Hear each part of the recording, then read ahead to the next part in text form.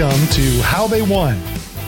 I'm your host, Bob Burns, and every week I get successful real estate professionals across North America to share their secrets of success with you. This week, I'm speaking with Shelley Scotto of Coldwell Banker on Long Island in Queens, New York. Shelley is an incredible real estate agent that has been successful in every type of market since 1988. We had a wide-ranging conversation about branding in a competitive environment, keeping your integrity and reputation, marketing and customer service, the lost art of negotiation, the cure for fear in real estate, and how Shelley would improve the real estate business if she could wave a magic wand. You know, I'm so grateful to know people like Shelley because they have so much to teach us. I hope you enjoy this conversation with this incredible real estate professional as much as I did. Let's start the show. This week's episode is brought to you by Leaders Edge Coaching. Full disclosure, I am a trainer and a coach with Leaders Edge. But like you, I can choose to do business with anyone. But I choose to work with Leaders Edge. Leaders Edge has the right experience, knowledge, and tools to help you take your business to the next level. Whether that means closing more transactions, or improving your work-life balance, or building a team the right way, the coaches and staff at Leaders Edge can help you achieve your goals. For more information, email coaching@howtheywon.com. That's coaching@howtheywon.com.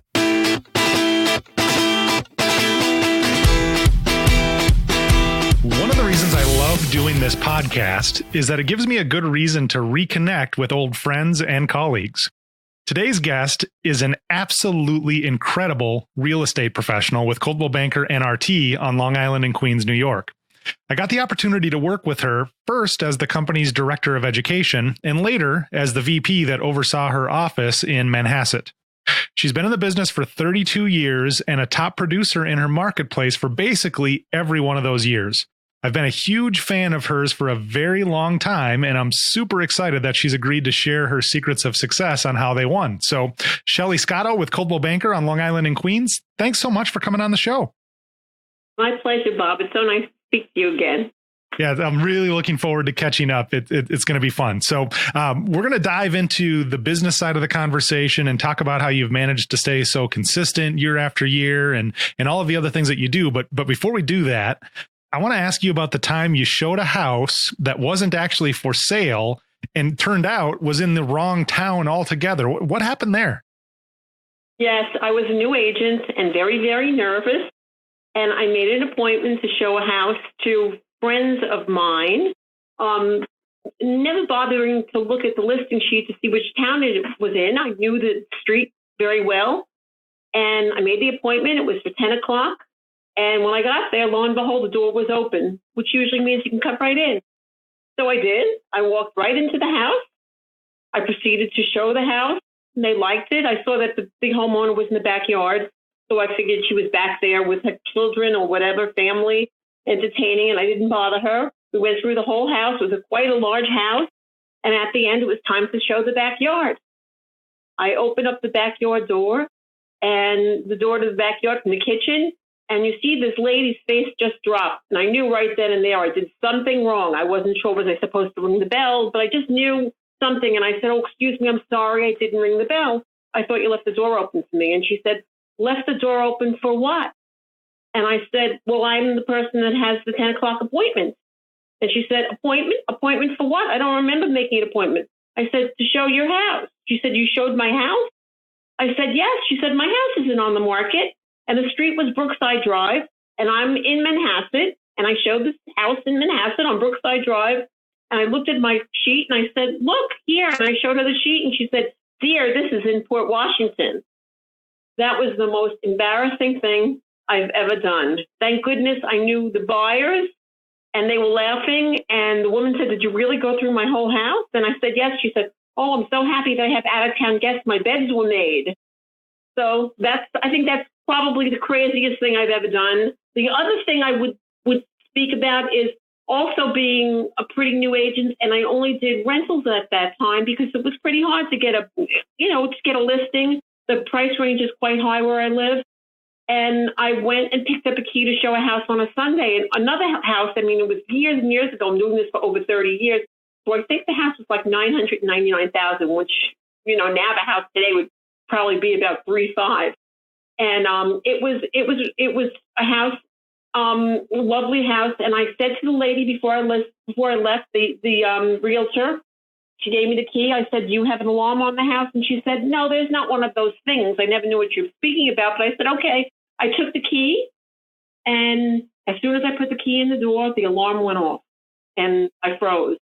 And luckily, I figured let me start showing the house anyways until the police come. And I started showing the first floor because people come from the city. It was a long way, and I hear the police the cop stop, and I hear his motor go off, and he comes out and his hand is by his gun, and he looks at me, he goes, "Oh, Shelley, what are you doing?" And I said, "I'm showing the house." He goes, "Oh, I figured it was something like that." And I had just rented him a house like a month before that. So it was a good thing. And those are the two craziest things I've ever done. Those are two great stories. And I never heard the story about the alarm. I have something in common with you might not have known about. In my very first open house, I was holding the house open for another agent in my office. I didn't have any listings yet. The agent was like, "Yeah, just go ahead, hold it open, do whatever you want. Here's the lockbox," all of that. So I get there. I still have my temporary business cards. So my permanent ones hadn't come in yet. So it was generic business cards with my office and the office logo and the office address. And then I hand wrote in ink my name on the card and my cell phone number. So I open up the open house. I have all my signs out. I've got the blinds open, the soft music playing, everything that I was taught in training. And like 10 minutes later, like 4 cop cars show up, the sirens on and the whole thing. They rush out of their car. They run into the house. And I'm like, "Oh my," I got my hands up, and they said there was a silent alarm activated in this house. "Who are you?" And I'm like, "Oh my God, I'm the realtor." So I give them my temporary business card with my ink scrawled name on it. Looks very suspicious. Thankfully, they called the office to verify. And I don't know, real estate's a crazy business, and it seems like it's always been crazy, but we have fun, don't we? Yes. Well, we do. Oh, yes. Yes, we could write books. We could absolutely write books. So for those that don't know about Shelley's market, Shelley's office is in Manhasset, New York, which is on the North Shore of Long Island. If you've ever read The Great Gatsby, Shelley basically works in East Egg, across the bay from West Egg. Is that right, Shelley? Yes. East Egg is actually Sands Point, which is Port Washington, and West Egg is Kings Point, which is in Great Neck. So yeah, really close, and pretty pricey. Pretty pricey as a new agent, and even as an experienced agent, it's super duper competitive. And I want to get into that question about competition right now, if that's okay. One of the things that I always admired about you, Shelley, is your ability to brand yourself in a super, super competitive environment. What are some of the things that you could share with the folks listening that have enabled you to stand out in such a competitive place? I think everybody does branding. I think what it really comes down to is quality of your branding, and putting it in the right place. A lot of people advertise in like a penny saver type of place, and that's good in some areas. It doesn't work here for us. Branding has really changed over the years, and I try to change with the market.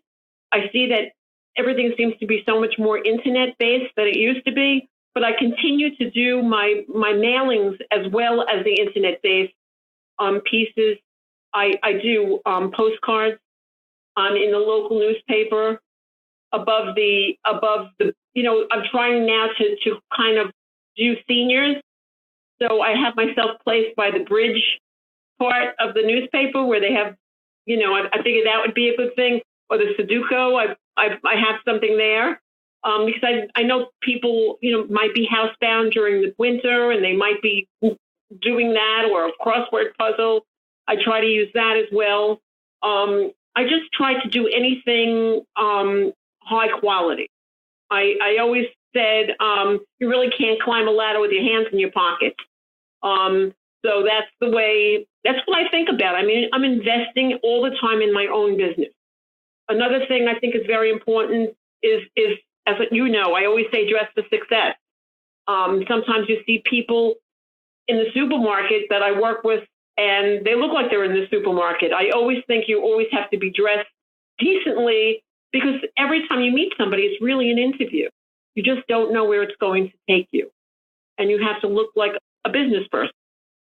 Right. Your brand is not just like a logo or a flyer that you put out. Your brand is everything we do. It's how you look. It's how you talk. It's where you advertise. It's how you advertise, how you interact with clients. Every one of those situations is a branding opportunity.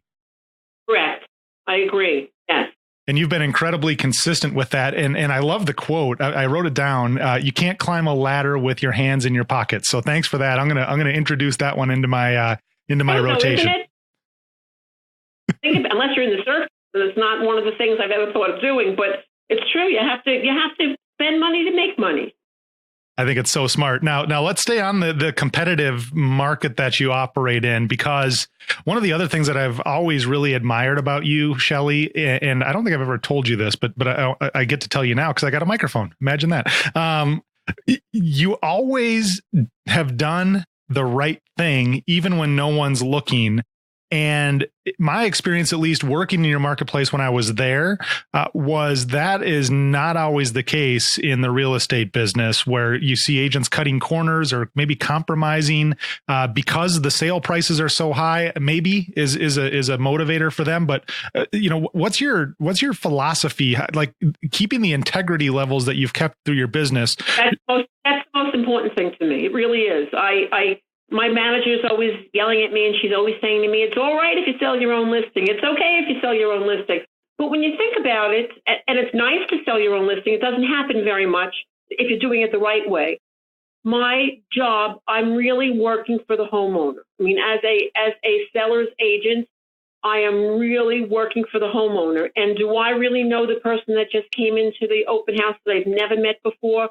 When somebody else brings in somebody that they've been dealing with for a very long time, they have all their papers in hand, their house is sold, or their house is under contract and they can prove it, then just going with somebody that you don't know. I always say my job is to get the house sold for the best possible price in the quickest amount of time. And I live by that.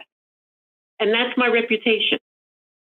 So you've certainly left short-term commission dollars on the table by taking that attitude. But do you think it's helped you in the long run in building your business and your reputation? Definitely, for sure. Oh, for sure. People always say I'll hear from another seller that'll say, I got your name from, Mrs. Smith, and she was telling me that you also had your own buyer, but you didn't push your buyer because the other person was ready to go. And I really feel very, very strongly about that. I know this is crazy to say, but money is not my God. And I'm not like such a religious person, but I just think that if you do the right thing, it comes back to you. And I'm a good person to look at to see that really works. I mean, it's come back. When I do something like that, it comes back trifold. Absolutely. It's no surprise that you've made it 32 years in this business and being successful. I've seen people come into this business very, very successfully, like their hair's on fire, but if they don't have that long-term view of ethics and integrity and doing the right thing, even at the cost of a short-term commission, usually they tend to burn out pretty early and they don't turn this thing into a career like you have. So kudos to you. I think that's amazing. Or somebody makes a lot of money, but they don't have a very good reputation.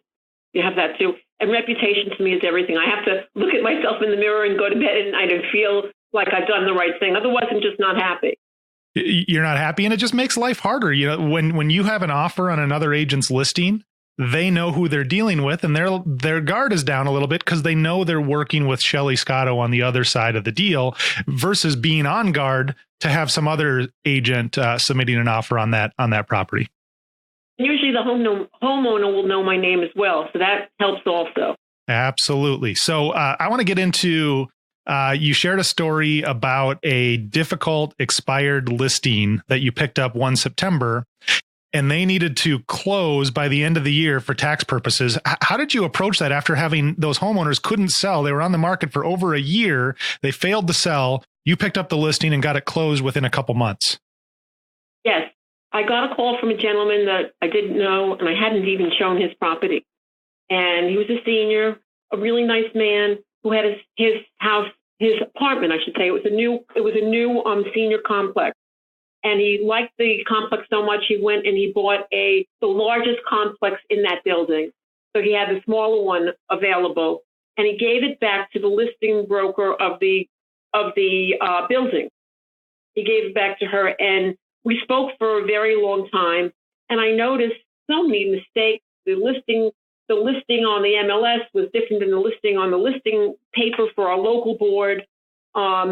He said, he was very surprised when I spoke about an open house. He said that she sat downstairs and waited for people so she can open the door. And she said that it was a virtual doorman where you need to know a combination to get into the building. So she waited for the people downstairs, and then she would go upstairs with them, which basically means she was greeting all the people in and out, giving her a card, looking for more business. When I take your listing, I'm there to sell your house. Many times an agent will take along another agent to their open house so they can run with them to somebody else's house during an open house. I am there for the homeowner. So I said to him, don't worry, I will hire somebody to sit downstairs to open the door while I wait. I wait upstairs for the customer to come. Don't worry about that. And he said, I haven't seen any offers at all. And I did my research, and I saw really the marketing was really lacking. So I said, I can promise you that you'll really see a difference in the marketing, and I will do anything that I could do to make this happen. And it had to close the last day in December for tax purposes. And I said, I can't swear that I can do it, but I am going to try. I'm going to make this is going to be my priority to get this done. And we had several offers, and they weren't high enough. And he was happy with that. He saw the difference right away. And then very early in December, somebody came in with an all-cash buyer that did not sell their house yet. And I told him about it. And I explained that was worth some money as well, just that she can move quickly and give her a little bit of a bonus. So what we did is I said, give the agent a bonus to get this closed. The homeowner had all the right terms, and it was just we needed the agent to really push because there was another property that was available as well. So we gave the agent, the broker, we gave her a $10,000 bonus. Of course, she splits it with her office, but that's okay. It's a nice Christmas, Hanukkah bonus. And it was done. It was closed the last day of it closed on the 30th of December. And I really made a friend for life. And I got another listing. I was just going to ask that. So let's back up a little bit from a pricing perspective. Did you end up relisting it at a lower price than the prior agent had? Oh, same price. Same price. So really the marketing was the difference. It was the marketing that was the difference. It was the marketing. It was just being out there. It was sending postcards out and putting it in the paper and just being there on a Sunday for an open house just to get, even if you don't get people coming in, too many people at your open house, it's out there. The word is out there. And it worked. It happened. And then right across the street, someone had come look, and they couldn't do it quick enough. That was somebody that could have bought it, but they wouldn't have been able to close on time, but they gave me their listing. So it was great.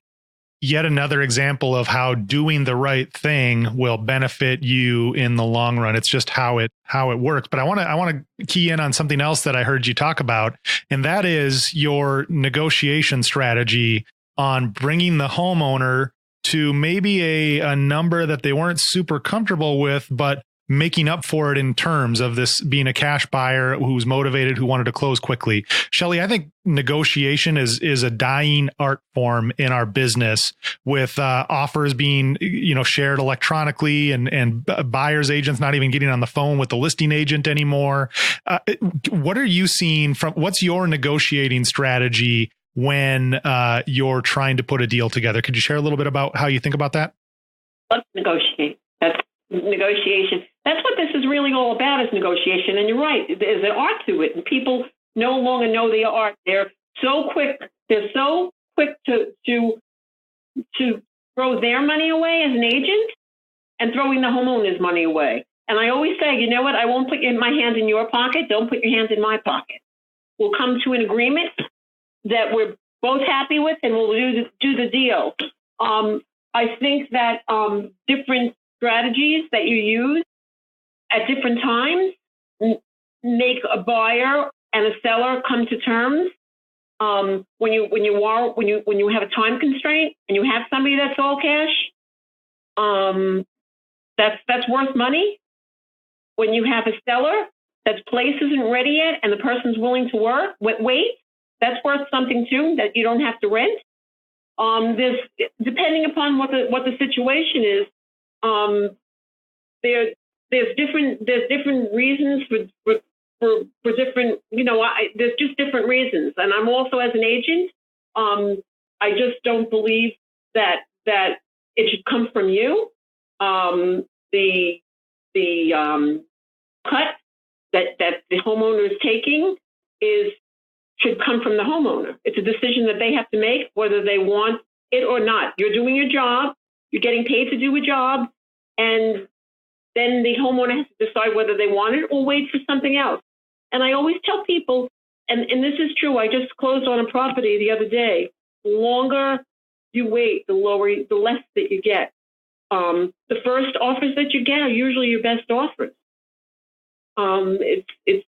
It's really true. And people say, I want, they give you a number, I want, you're the professional. You know what the house is worth. I mean, I want a lot of things. It doesn't mean I'm going to get it. And as long as the homeowner knows what you expect to get, sometimes you go into a house and the homeowner says, well, Joe Schmo said that he can get me X amount of dollars. And I say very often, if he feels that he can get you that amount and he believes in your home at that amount, give him the listing for a short amount of time, because he's going to ask you for a reduction very quickly. And that's worked for me as well. I think it's so powerful, but one thing that I'm sensing, Shelley, is the difference between you and the average agent, I think, is fear. So many agents have a fear of not getting the listing, or a fear of not putting the deal together, or a fear that this may be their last income opportunity for several months because they haven't done the hard work of daily prospecting. And what starts to happen is agents are not strong enough to get the seller to list at the correct price or at the correct commission rate, or they're putting part of their personal income into the transaction to try to bridge a gap between buyers and sellers. In my experience, that comes down to fear. Why do you think it is? Do you agree with that it's a fear issue for other agents, or is it a lack of training? Like, what is it that causes so many agents to allow the homeowner to not leverage their expertise in this transaction? I think that many of the agents have their money spent before they make it. I don't think that they really look at the big picture. I don't fear. The only thing I fear is getting ill. I don't feel this is nothing to fear. I mean, I don't think this is something to be frightened of. It's just, if you're a good agent, you should feel strong enough about yourself that this is not your first nor your last deal, and you have to do the right thing. And if this price is not the correct price and the homeowner is not happy with this price, then wait for somebody else to come along. But I don't think fear shouldn't even be something that comes to mind when you're working. I think it gets back to the reason, what you said before was the commission income is a side effect of the job that you're there to do. So I think part of the way, at least as a third party arm's length observer of you and your business, Shelley, I can see that attitude that you take to the business play out every single day. You're there to do a job. You're there to be a professional. You're there to get results. And if at the end of the day that creates commission income for you, great. But your first priority seems to be to do the job. Do you think I'm correct on that? Correct. Yes, I think you're correct. I mean, of course, you want to get paid. I mean, well, I'm not a social, and even though you feel like one at times, I mean, you're holding people's hands and listening to their problems. And I like people. I mean, I do. I like meeting different people. I like different cultures. I like learning about different people. And your reward at the end is what you've earned, is your commission. Makes a lot of sense. I want to stay on the kind of the big picture.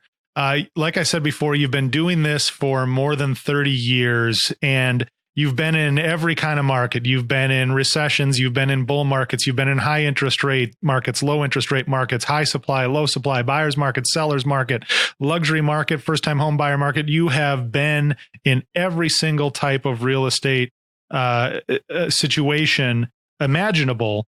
How over the years have you been able to continue to learn and grow and sharpen your craft? Good question. I have to think about that. Before I did this, I worked on Wall Street. I traded municipal bonds. I had my Series 7 and 63. And you go through highs and you go through lows. I mean, it's something. It's natural. It's economy. It's the world. But you just need to, it's just like when I first started real estate, things were different. It's like anything else, things are changing. You just learn to work with it. You learn to when you comp in a property, you learn to just go back 3 months and not to go back a year. You just learn to keep up with the times. That's why it's very important for agents to know their inventory, to know what things look like inside, to know when the title comes across of what it's sold for, you know what you had inside. You know why it sold so low. The inside was not updated, or you know what pricing should be like. Pricing is so important. So just staying engaged and showing up to work every day. It sounds so basic, but that's such a key. Yes, when I started this, I worked in a little mom and pop place for a while. And I always said, when I put my son on the school bus for kindergarten, 5 years old, I'll go to a major place to work, and I'll really make this work, because I didn't want to go back to Wall Street. I wanted to be home. I wanted to see my son grow up, and I did. He's going to be 34 now. You met him, Bob, when he was young, and he's going to be 34. You know how quick that goes. And I used to put him on the school bus, and I was in the office at 8:30. I mean, I'd bring coffee in for everybody before they got there. I mean, and I'm still in very early, and I can work very late. I don't show houses at night. I never do. I never did. Once it's dark, that's it. Because I think that one thing I've learned is buyers that come out at night always say, "Oh, can I come back on Sunday to see what it looks like during the day?" So why are you spending your evenings in somebody's house with people you don't know? It's dangerous. I mean, I think the afternoons, mornings are better, but you just have to change the time. And I want to give a quick plug to Shelley's son's podcast. It's called, correct me if I'm wrong, Battle Lines, and Ian Scotto is the host. Did I get that right? Ian Scotto, yes, he's the host of Battle Line. Yes, it's really, he's really enjoying it. So check out Ian's podcast, everybody listening to this podcast. One more question, Shelley, and then I'll let you go. You've been very, very generous with your time. I know how busy you are. My question is, if you could wave a magic wand and change one thing about the real estate business, what would that be? Well, for myself, I think one of the things that I would like less open houses. I think in this price range, I don't think the open houses really sell your house. It really gets you more customers if you want customers and clients. I don't think it's really a venue for selling the house. As I said, it's really for more business. And working for the homeowner, I feel that, and I tell people this all the time, I don't feel that an open house will sell your house, but if you'd like to do it, I'm more than happy to do the open house. I have no problem with it at all. And I think that if that would happen, people would be calling the listing agent more. And I also think that I wouldn't have like these Zillow things going on anymore, because I think people selling back your listings to you is a little crazy. That I won't spend for. I mean, that I just think is a little nutty. And I don't like that feeling. So I think those are the two things. Yeah, paying someone else in order to market your own listing and getting the leads sold back to you. It's a strange concept, and I don't know how we got to that point, but it is awkward. But I'm gonna try to paraphrase what you said, Shelley, and you can correct me if I'm wrong. What I think you said is you would like the real estate industry to change in a way that allows us to do a much better job of solely representing the needs of our clients, of truly doing our fiduciary duty for the people that we represent, and to remove the barriers that have gotten in the way of that. Would you say that's kind of a summary? One more thing to add to that. Now that you said that, you put something. We have very often here, we have people calling themselves buyers agents. And the problem with it is they're sending their clients, quote clients, to these open houses. And if you read the laws, you're really not supposed to be speaking to somebody else's clients. They come to your open houses and they tell you after they go through the whole house that they're working with, whoever they're working with. After you've had this, conversation with them, I just think that it's not being handled the right way. I don't think that buyer's agency is being handled the way it's supposed to be handled. That would be another thing that I would do away with. That makes total sense. And I see the same thing in my travels everywhere I go. People, absolutely, buyers, agents need to, that contract is a two-way street. It's a commitment from the buyer to us, but it's also a commitment from us back to our clients. So that is a two-way contract. And I think we need to work very, very hard to fulfill our obligations and promises to our clients, whether they be sellers or buyers, at the same level. So we'll wrap it up there, Shelley. I want to thank you again for everything that you shared. We talked about a lot of different things. It was a wide-ranging conversation. I got a lot of value from it, and I know the folks listening will too. So Shelley Scotto with Coldwell Banker on Long Island in Queens, New York. Thanks for coming on the show. We really, really appreciate everything that you shared.